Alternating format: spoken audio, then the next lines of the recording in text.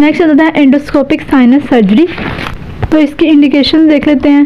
इसकी इंडिकेशन को हम फीस ऑफ पीएमए से कर सकते हैं। फीस में मतलब इस सारे में एस 3 है और ई 2 है। एफ से क्या है? एफ से हमारा फॉरेन बॉडी, ठीक है, फॉरेन बॉडी के रिमूवल के लिए। एफ से फॉरेन बॉडी के रिमूवल के लिए। ई से क्या है? एपिस्टेक्सिस को कंट्रोल करने के लिए, ठीक है। दूसरा एक है एंडोस्कोपिक सेप्टोप्लास्टी करने के लिए, ठीक है। एंडोस्कोपिक साइनस सर्जरी हम सेप्टोप्लास्टी के लिए कर सकते हैं, ठीक है। और एस से 3 है। अब 3 साइनसाइटिस हैं, ठीक है, 3 साइनसाइटिस हैं। कौन कौन से साइनसाइटिस होते हैं? एक्यूट होता है, क्रोनिक होता है, ठीक है, इस तरह ही होते हैं ना। तो क्रोनिक बैक्टीरियल साइनसाइटिस और रिकरेंट एक्यूट बैक्टीरियल साइनसाइटिस, ठीक है, एक्यूट और क्रोनिक बैक्टीरियल साइनसाइटिस। अब तीसरा साइनसाइटिस कौन सा है? 2 बैक्टीरियल साइनसाइटिस हो गए। तीसरा साइनसाइटिस है फंगल साइनसाइटिस, ठीक। पीएमए क्या होता है? Pakistan military academy. तो पी से क्या है? पी से क्या? पॉलीपॉइड राइनोसाइनसाइटिस, ठीक है। ये भी साइनसाइटिस ही है, लेकिन ये राइनोसाइनसाइटिस है। पॉलीपॉइड राइनोसाइनसाइटिस, जिसको हम डिफ्यूज पॉलीपोसिस भी कहते हैं, नेजल पॉलीपोसिस भी कहते हैं। क्या हो गया इसका? पॉलीपॉइड राइनोसाइनसाइटिस। एम से क्या है? म्यूकोसील, ठीक है।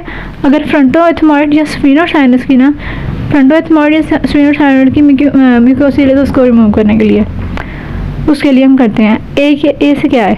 ए से है एंट्रोक्वाइनल पॉलिप, ठीक है। तो इसमें क्या क्या आ गया? फॉरेन बॉडी को रिमूव करने के लिए, एपिस्टेक्सिस को कंट्रोल करने के लिए, एंडोस्कोपिक सेप्टोप्लास्टी के लिए। 3 तरह के साइनसाइटिस है, chronic bacterial sinusitis, acute bacterial sinusitis, fungal sinusitis. इसके अलावा पीएमए से क्या है? पॉलीपॉइड राइनोसाइनसाइटिस, जिसे डिफ्यूज नेजल पॉलीपोसिस भी कहते हैं। म्यूकोसील हो सकती है एथमॉइड, फ्रंटोएथमॉइड साइनस या स्फीनोसाइनस की।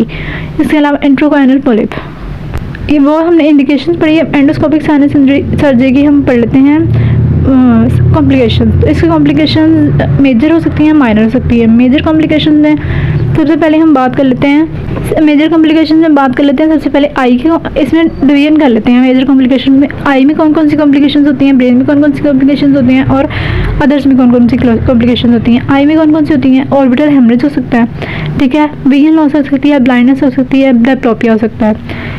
ये जो ग्रीन से हाईलाइट है ना, ये सारे आई वाले हैं। ऑर्बिटल हेमरेज हो सकता है, विजन हो सकती है, ब्लाइंडनेस हो सकती है, डायप्लोपिया हो सकता है, और इसके अलावा नेज़ल क्राइमल डक्ट को इंजरी हो सकती है, एपिफोरा हो सकता है। इस सारे को ना लोब डाई से कर सकते हैं हम, LOBDIE।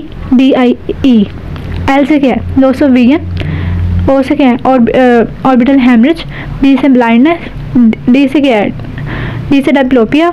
आई से इंजरी हो गई है नेज़ल क्राइमल डक्ट को, और ई से क्या है? एपिफोरा। ब्रेन की बात कर लेते हैं। तो ब्रेन की जो लीजन्स है ना, कॉम्प्लिकेशंस हैं, उनको हम मिड BC से कर सकते हैं। मिड में D 2 है, सॉरी मिड में I 2 है। एम से क्या है? मेनिंजाइटिस हो सकता है। आई में क्या है? आई में एक तो इंजरी हो सकती है इंटरनल कैरोटिड आर्टरी को, ठीक है, किसको? इंटरनल कैरोटिड आर्टरी की इंजरी हो सकती है। दूसरा क्या है? इंट्राक्रेनियल हेमरेज हो सकता है, ठीक है।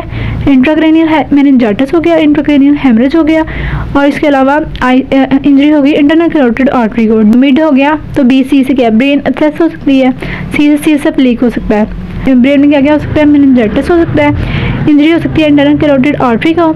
इसके अलावा इंट्राक्रेनियल हेमरेज हो सकता है, डायरेक्ट ब्रेन ट्रॉमा हो सकता है, ब्रेन एब्सेस हो सकती है, और CSF लीकेज हो सकता है। और बाकी जो बच गए, जो हाईलाइट नहीं किए वो कौन से हैं? वो अदर्स हैं। अदर्स को हम मैड से कर सकते हैं, MAD मैड। मैसिव हेमरेज हो सकता है, एनोस्मिया हो सकता है, ठीक है, डेथ हो सकती है। मैसिव हेमरेज, एनोस्मिया और डेथ। माइनर में 4 याद कर लेते हैं। 2 पेरी ऑर्बिटल और 2 पोस्ट ऑप, ठीक है, 2 पेरी ऑर्बिटल और 2 पोस्ट ऑप। पेरी ऑर्बिटल क्या हो सकता है? इकाइमोसिस हो सकता है, और एम्फीजीमा हो सकता है। पोस्ट ऑप क्या हो सकता है? पोस्ट ऑप इन्फेक्शन हो सकता है, और पोस्ट ऑप एपिसेक्सिस हो सकता है। तो इस सबको रिवाइज कर लेते हैं। आई में क्या था? Lobe die. तो L में लॉस ऑफ विजन हो सकती है, ठीक है, ऑर्बिटल हेमरेज हो सकता है, ब्लाइंडनेस हो सकती है, डायप्लोपिया हो सकता है और इंजरी हो सकती है नेज़ोक्लाइमल डक्ट को, और एपिफोरा हो सकता है। ब्रेन में क्या क्या था, मिड बीसी, ठीक है, मिड बीसी मेनिंजाइटिस हो सकता है, इंटरनल कैरोटिड आर्टरी को इंजरी हो सकती है। इसके अलावा इंट्राक्रैनियल हेमरेज हो सकता है, डायरेक्ट ब्रेन ट्रॉमा हो सकता है, ब्रेन एब्सेस हो सकती है और सीएसएफ लीक हो सकता है। अदर्स में क्या क्या हो सकता है, मैसिव हेमरेज हो सकता है, एनोस्मिया हो सकता है, डेथ हो सकती है।